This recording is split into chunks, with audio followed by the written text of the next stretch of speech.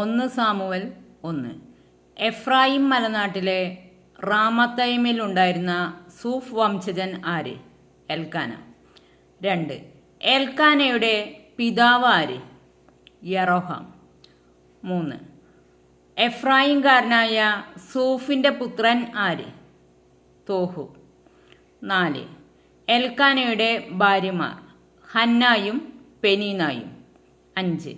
എൽക്കാനയുടെ ഭാര്യമാരിൽ മക്കളില്ലാതിരുന്നത് ആർക്ക്? ഹന്നയ്ക്ക്. 6.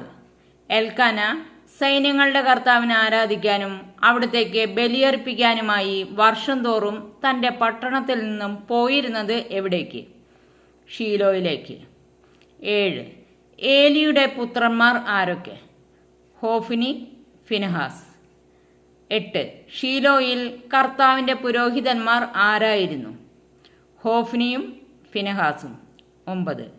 Elkanah ഭാര്യ പെനീനാക്കും അവളുടെ പുത്രന്മാർക്കും പുത്രിമാർക്കും ഓഹരി കൊടുത്തിരുന്നത് എപ്പോൾ? ബലിയർപ്പിക്കുന്ന ദിവസം. 10. എൽക്കാന തൻ്റെ ഭാര്യമാരിൽ കൂടുതൽ സ്നേഹിച്ചിരുന്നത് ആരെ? ഹന്നായി. 11.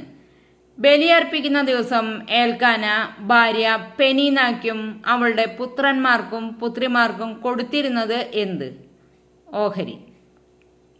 13.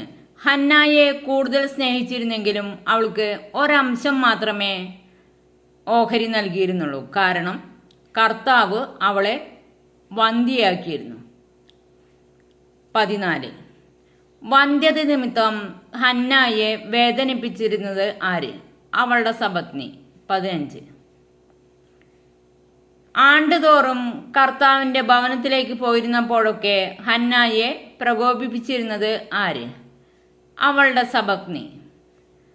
15. ഹന്ന, എന്തിനാണ് നീ കരയുകയും ഭക്ഷിക്കാതിരിക്കുകയും ചെയ്യുന്നത്? എന്തിന് ദുഃഖിക്കുന്നു? ഇത് ഹന്നായോട് ചോദിച്ചത് ആര്? ഭർത്താവായ എൽക്കാന. 16.